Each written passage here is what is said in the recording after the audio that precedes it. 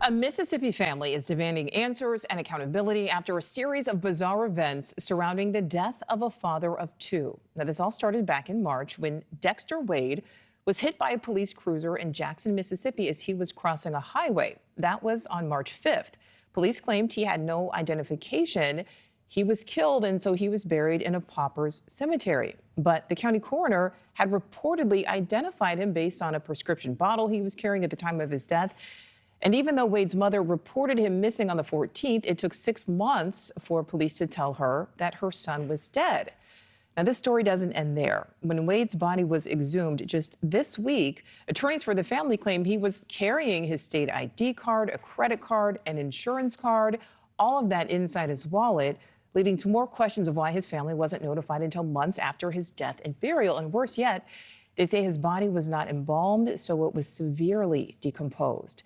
Now, Jackson's mayor says the city's failure to notify the family was because of a simple miscommunication, but Wade's mother believes it's part of a cover-up, and now the family is asking the Department of Justice to investigate. So we now bring in Cheyenne Daniels, who was the race and politics reporter for our partners at The Hill and has been following this case.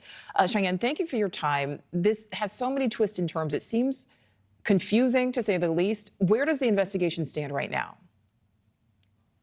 Absolutely. Thank you so much for having me. As of right now, as you mentioned, there are activists, including a civil rights attorney, Ben Crump, who is representing Wade's family, as well as the Reverend Al Sharpton, who are demanding that the Department of Justice open an investigation into not only Dexter Wade's case, but the entire police department in Jackson, Mississippi. So right now, we are still waiting to find out if the DOJ is going to take up that investigation or not. But other than that, his mother, Dexter Wade's mother, at this point has now started a GoFundMe to help cover the costs of the exhumation, of the autopsy, and of what she is calling a proper homegoing burial, which she says that obviously her son didn't get when he was buried without her knowledge. You know, in Cheyenne right now, it's a little unclear on when Dexter was actually buried after he was hit and killed. But isn't there some type of protocol when it comes to trying to find next of kin? Yes, and this is where we start to hear some of those concerns about whether or not this was a cover-up. So we hear from Dexter Wade's mother that she had not only been in contact with the police department and investigators all throughout that 6 months after she had reported him missing to the time that she was finally told what happened to him, but the coroner at the time had also said that he had been consistently asking the department for updates. He wasn't getting any. And when nobody came to claim Dexter Wade's body, that is why he was finally buried in that pauper's grave.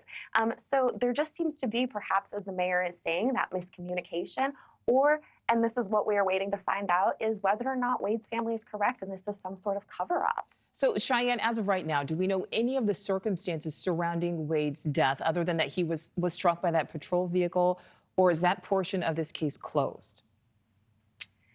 So what we know from the independent autopsy that the attorney Ben Crump had commissioned is that according to that initial report, Dexter Wade's body was completely run over by a police car.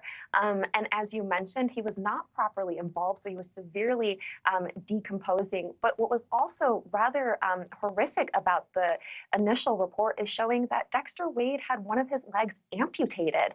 So right now, these are the questions that Dexter Wade's family is asking for, is why was he fully run over? Why was his leg amputated? What else don't we know just yet? Yeah, and so much that we don't know. Cheyenne, before we let you go, let's just talk about this exhumation. It happened hours earlier than the family was told that it would, than it had been scheduled for.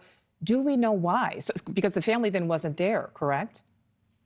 Exactly. The family was not there. And again, this was something that their attorney was saying they were going to do. He was going to cover the cost of an exhumation, that he was going to help pay for a proper burial and homegoing service. And so it's not entirely clear just yet why this happened before the family was made aware.